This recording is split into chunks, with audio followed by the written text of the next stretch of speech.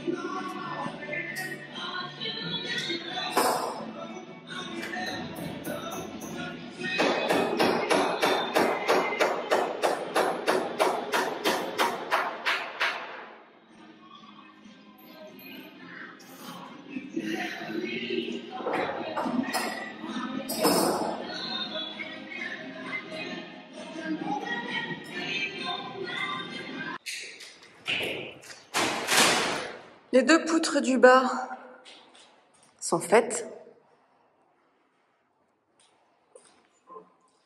Pour les autres, du coup, il faudra les faire à l'échelle parce qu'on n'a pas ce qu'il faut en termes d'escabeau pour accéder jusque là-haut. On a un petit doute sur la solidité de celle-ci, qui est quand même une pièce centrale, parce qu'elle est bien grignotée en bas. Visiblement, elle est bien grignotée en haut. On va voir. On va voir quand on aura fini de tout poncer. Je vais passer un coup de ponceuse excentrique sur les poutres, parce que là, du coup, on a quand même des grosses démarcations entre les restes de peinture blanche et le bois. Donc, pour retrouver le bois, je vais déjà passer un coup de ponçage. Et puis, on verra pour la structure centrale si on est OK ou si malheureusement il faut un remplacement. Et puis, on traitera tout au xylophone. Même les parties qui sont saines. Comme ça, on sera tranquille. Allez, c'est parti. On est devant l'entrée de l'atelier et la pampa qui existait a été rabattue. Donc PA a passé le rotofil et un coup de tondeuse, un gros coup de tondeuse. La semaine prochaine, on va effondrer les anciens poulaillers qui n'ont plus lieu d'être. On va garder uniquement la dalle pour faire du coup une partie terrasse sur dalle, ce sera pas plus mal. Et un tout petit morceau au niveau des morceaux de bois là qu'on va garder élevé pour faire un abri de jardin, ranger la tondeuse, etc. Et je n'ai pas filmé hier, mais j'ai passé une bonne partie de la journée à faire du propre parce que nos hortensias étaient envahies de mauvaises herbes, on va dire, tout simplement. On fait du propre, du propre, du propre. En faisant le propre et en enlevant toutes les mauvaises herbes, je me suis rendu compte aussi qu'il y avait un petit trou dans le mur là, qui est du coup le mur de soutènement. On se rend pas bien compte, mais il y a quelques mètres là jusqu'en bas. Donc il y a un petit trou là. Puis en fait toutes les pierres sont descellées jusque là. Il y a un petit trou là-bas aussi, pareil, où toutes les pierres sont descellées. Et toutes les pierres posées dessus, en fait, elles ne tiennent plus. J'ai fait un peu de propre sur toute cette partie-là qu'on ne voyait plus. J'en ai profité pour replanter 2 petits arbustes pour commencer à cacher le vis-à-vis. Et là, tout le long, après les 2 sacs poubelles, là, on voit, il y avait des plantes partout là qui grimpaient, une espèce de mini-colline. Et en enlevant la mini-colline, eh bien en fait, je me suis rendu compte qu'il y avait des déchets, des sacs poubelles, plein de sacs poubelles, avec des déchets alimentaires, des couches, la totale, sur quasiment toute la longueur là. Donc c'est super, j'ai pu tout vider. À partir de là, cette portion là qui est encore non taillée, c'est chez un voisin. Donc lui aussi, je suppose que sous ces petites herbes, il y a des choses pas chouettes. Là, il en reste 2-3. Et c'était du coup ce genre de choses que j'ai retrouvées sous les plantes.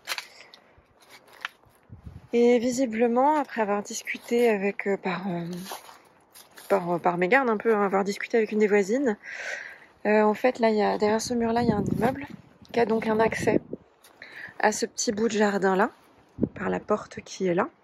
Et en fait derrière, là où c'est à nouveau tondu, c'est à nous à nouveau. Donc c'est-à-dire qu'on a la partie du jardin là, la partie du jardin là, mais pas celle-ci. C'est un petit peu dommage, il y a 80 mètres carrés au milieu, qui n'ont ni queue ni tête, mais c'est comme ça. Et en fait, les voisines qui sont là depuis quelques années m'ont dit que du coup, dans cet immeuble-là, il y a eu des locataires à un moment pas très respectueux qui venaient et qui saccageaient. Et que quand ils sont partis, ils ont laissé toutes leurs affaires. Donc en fait, je suis en train de ramasser les déchets ordinaires des locataires de mon voisin qui nous fait chier avec son petit bout de terrain en plein milieu. Et sachant que les déchets étaient quand même dans des sacs poubelles, donc là où je suis un peu mécontente, c'est qu'il n'a pas pu ne pas le voir, ce propriétaire, et il a laissé ces déchets-là, alors qu'ils étaient dans des sacs poubelles. Ils auraient pu être, il y avait peut-être 5-6 sacs poubelles en tout, ça aurait pu quand même assez facilement être ramassés et être jetés. Alors que là, du coup les sacs poubelles se sont détériorés, je sais pas depuis combien de temps c'était là.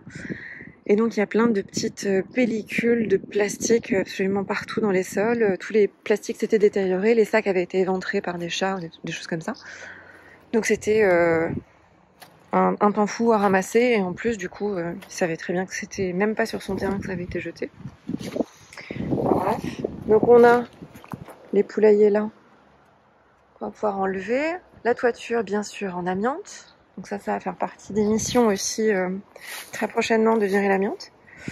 Et donc quand on traverse le petit morceau, là, les petits 80 mètres carrés du voisin, pour atterrir sur la parcelle là-bas qui nous appartient, et on a un deuxième squat en fait. Donc là on a du bois. Aïe. Hop. Et en fait on arrive dans un petit appentis qui s'effondre un petit peu là-bas au fond. Pareil où le toit est en amiante, encore une fois. Et en fait, c'est un appartement. Là, on a un lit. On a de quoi étendre le linge. On a de quoi occuper les gosses. On a même de quoi mettre ses poubelles, visiblement. Ses poubelles, ses poubelles, ses poubelles.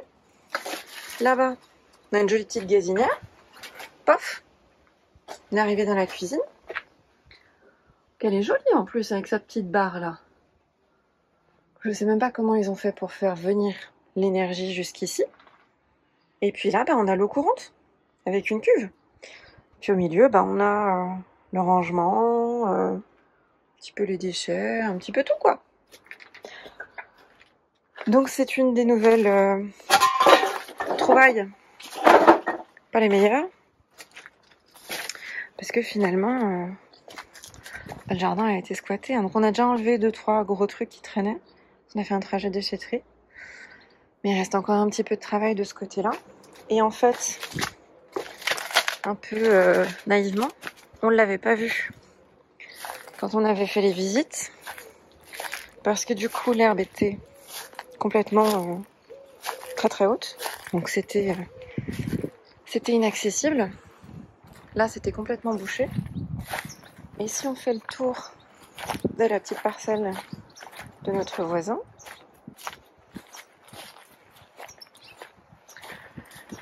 on arrive sur du coup la deuxième partie de jardin. Et en fait la pente, elle est derrière toutes les ronces, les arbres qui sont enchevêtrés, etc. Du coup nous on avait vu de loin la toiture, mais on s'était pas posé plus de questions que ça, hein, c'est une erreur. Là aussi on a un petit peu des poubelles, des déchets, trucs qui traînent. Bon là c'est pareil, on a tendu, on a déjà rangé pas mal de... déjà rempli pas mal de sacs poubelles. On a un ancien poulailler là. Et puis en fait le squat il était derrière tout ça, donc on l'a pas vu. On aurait dû être plus curieux. Et on n'avait pas fait le tour, on l'a pas vu. Donc la mission actuelle, ça va quand même être de faire un petit poil de ménage ici. Je vais aller chercher ce qu'il faut. Puis je vais essayer de débroussailler, de nettoyer, de faire un petit coup de propre. Parce que là, c'est pas top.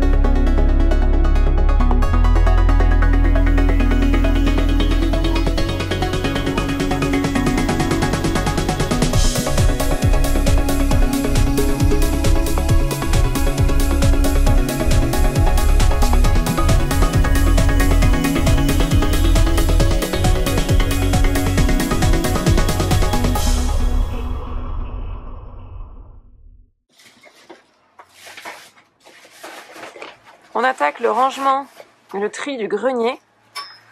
Donc le grenier, on a un petit accès par là qui est très pratique parce qu'on a la poutre qui est là et on en a une juste là. Donc l'accès est assez étriqué. Et on a plusieurs parties du coup qui sont délimitées par des grosses poutres. Première partie qu'on a déjà nettoyée un petit peu ce matin. Il y en avait partout. Deuxième partie qui reste à nettoyer où il y a des matelas, il y avait des chaussures, il y a des tuiles, il y a un petit peu de tout. Il reste encore deux parties là-bas. Voilà un peu l'état. Il y avait des meubles, des casseroles, des cahiers, de tout. Là-bas il y a même un lit. On va se faire, on va s'amuser à l'emporter. Allez, c'est parti.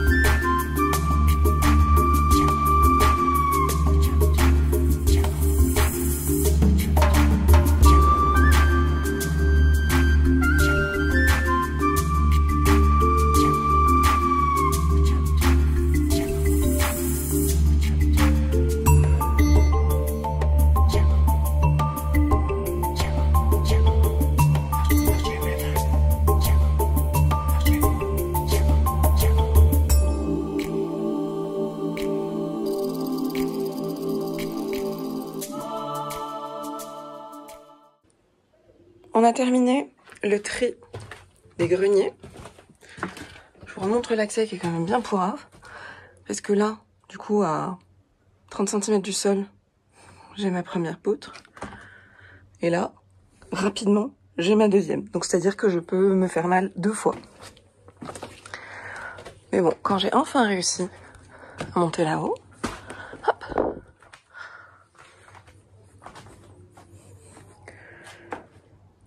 voilà les greniers dégagés. Il nous reste juste une machine à coudre à descendre. Qui monte une machine à coudre, sachant qu'elle était au fond, là-bas, dans le coin le plus reculé, et il nous reste un poêle. Qui monte un poêle en fonte et en céramique, qui est très joli, hein, dans des greniers, dans les coins les plus reculés. Donc on a pu tout virer. Il nous reste plein de tuiles, plein de tuiles, il y en a un peu partout, qui étaient rangées dans des petits coins. Celles qui sont là-bas, c'est le modèle de la toiture, donc en l'occurrence on va s'en resservir parce qu'on en a quelques-unes qui sont fissurées. Donc on va pouvoir les changer. Toutes les tuiles, je crois que c'est des tuiles romaines, qui sont hyper lourdes, pièces en plus. On va attendre quelques jours, parce qu'on va pas tarder à commencer la démolition, et on va mettre une goulotte sur la fenêtre, une goulotte à gravat sur la fenêtre qui est juste là. Et donc on va pouvoir toutes se les passer et se les balancer directement depuis ici, parce que moi j'arrive pas à emporter plus de, allez, 3. Je pense que ça fait bien 10-12 kilos pièces. Et les descendre 3 par 3, il y en a là, il y en a là-bas, il y en a ici, il y en a là, il y en a derrière tout le panneau là. Autant dire que c'est non. Mais enfin voilà le grenier dégagé. Et le but ici, ça va être de dérouler de la laine de roche, pour pouvoir isoler. On se pose la question, il existe des nattes d'étanchéité à l'air. On se pose la question d'en poser une ou pas, parce que ça rajoute du temps, ça rajoute des frais, et bon, 20 cm de laine de roche en rouleau, c'est déjà bien. Tac, on a une nouvelle toile d'araignée qui s'est faite depuis hier. Et là, donc, on a l'accès au toit. Et donc, les toits, de manière générale, ici, sont pas top. Et le nôtre échappe pas à la règle. Juste à côté de l'église. Le nôtre échappe pas à la règle, donc on va mettre déjà un gros coup d'algimousse pour y voir plus clair. Et on a quelques tuiles qui sont abîmées, qui sont soit fendues, soit un petit peu détériorées. On dirait qu'elles sont un petit peu grignotées, quoi. Donc on va les changer avec celles qu'on a retrouvées qui sont ok.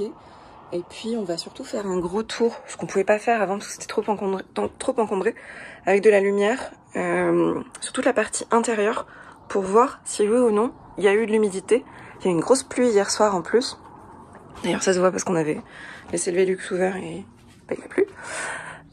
Donc on va en profiter pour faire un petit tour global et voir si oui ou non il y a des problèmes à certains endroits et s'il faut refaire des choses. Je pense que vu la zinguerie qui est sur les angles là-bas, parce que là on a le mur de fin du coup de l'immeuble, je pense que la zinguerie sera probablement à refaire. On verra si on l'a fait nous-mêmes ou pas. Visiblement, PA disait que ça n'avait pas l'air si compliqué que ça, en regardant d'autres vidéos de youtubeurs. Donc on avisera en fonction. Et surtout maintenant, je vais vous montrer, parce que là on a vidé du coup, il y a à peu près 110 mètres carrés au sol. C'était rempli de toutes parts. On a quand même trouvé quelques choses soit drôles, soit utiles, soit jolies. Donc je vais vous faire un petit tour comme la semaine dernière dans l'atelier des pépites qu'on a pu trouver. Pour commencer, quand je disais sur la première vidéo et qu'on n'était pas encore rentré dans tous les greniers, qu'il y avait un lit à débarrasser, et ben je me suis bien mis le doigt dans l'œil. Voilà. Oh, un lit complet, un lit complet, un lit complet. Celui-là, il en manque un morceau. Un lit complet, un lit en métal et un autre lit. Ça nous fait 1, 2, 3, 4, 5, 6, 7, 8 lits. En tout, 8 lits en bois qui étaient en haut. Et donc c'est des lits bateaux. Il y en a qui sont super jolis en plus. Enfin, pourquoi, encore une fois, mettre 8 lits en bois, c'est quand même assez lourd, assez encombrant, dans le fin fond d'un grenier. Là, on a tous les montants, du coup, qu'on sortait au compte-gouttes. Et encore une fois, il y en a qui sont jolis. Et derrière, on le voit pas bien, mais on a un grand vestiaire. Hop. On a un vestiaire complet, les vestiaires en bois. Donc ça, on va voir si on peut le récupérer.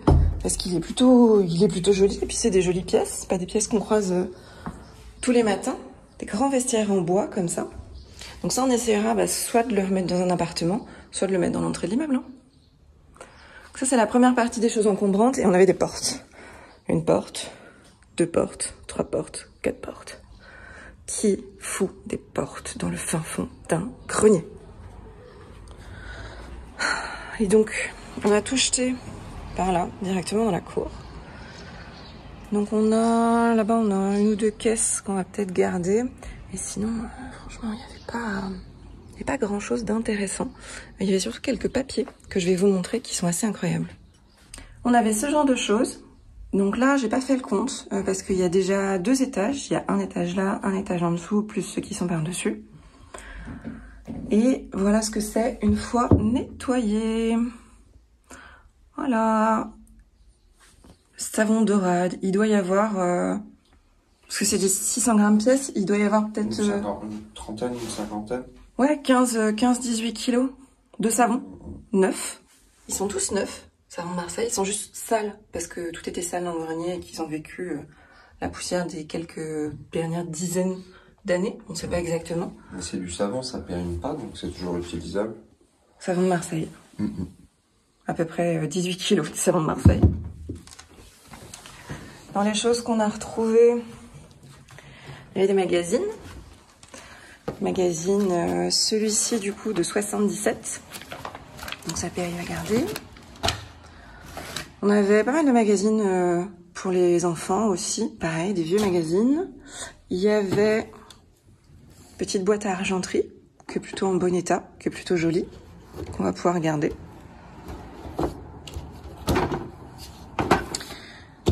Il y avait ça.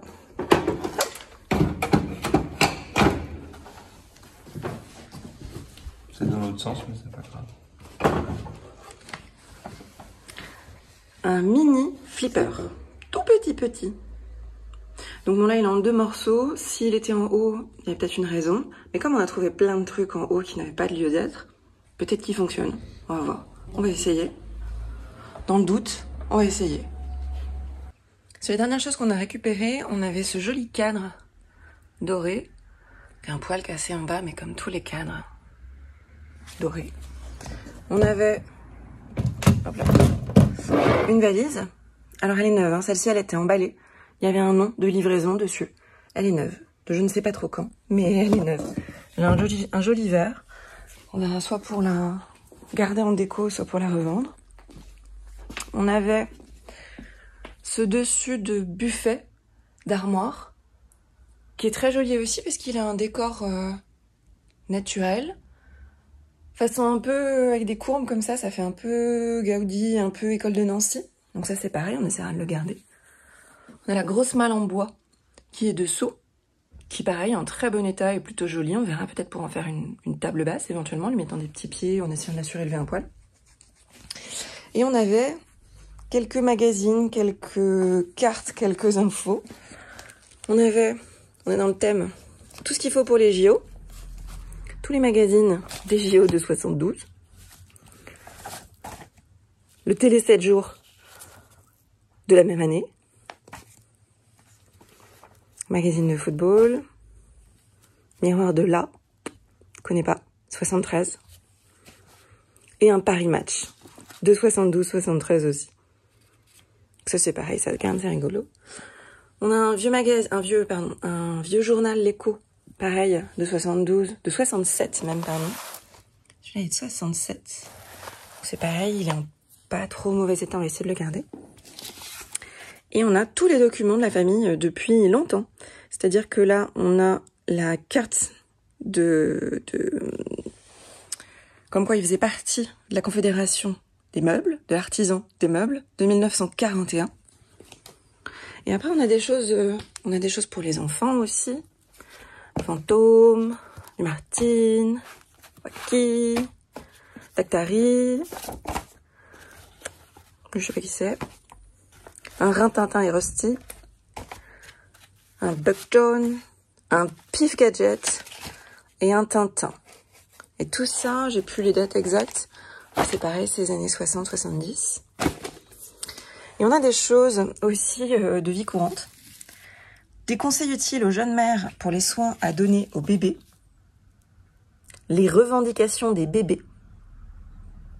Nous voulons le soin de maman, de la blédine, comme par hasard.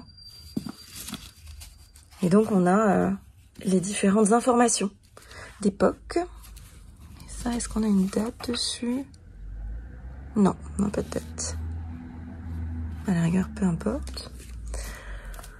Ce qui est marrant, c'est que ils ont pris le temps de couvrir tous les livres de papier pour pas qu'ils s'abîment. Alors par contre, ils les ont jetés au fond du grenier, sous des piles d'autres trucs. Wow. La morale au programme de 1941. Donc ça, c'est les programmes scolaires de 1941. Ça, j'ai hâte de le lire. Je pense qu'il va y avoir des choses assez sympas dedans. La morale pratique pour les classes du premier cycle en 45.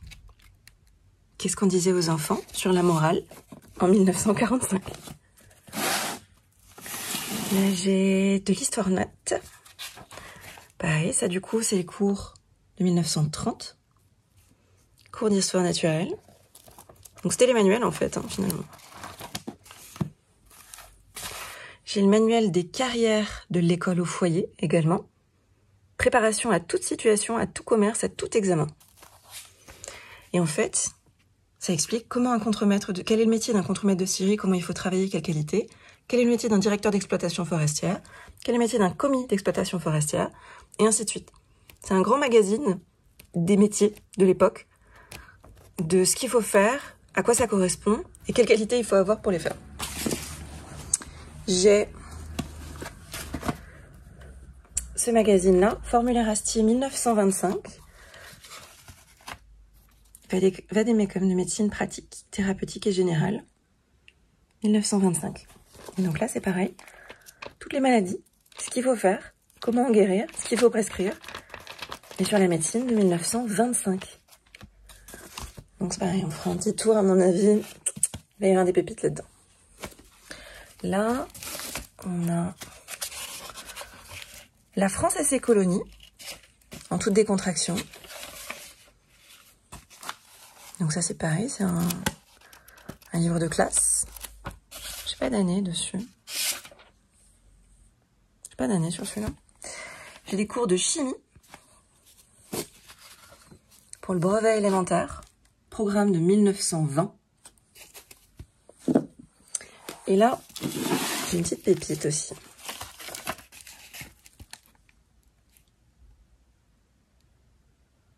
Donc là, on a une dédicace à tante Juredren, je sais pas exactement, j'arrive pas trop à le lire, qui date de 1898. Et donc celui-ci, la doctrine spirituelle des saints. Et en toute décontraction, j'ai une petite pile qui est mignonne.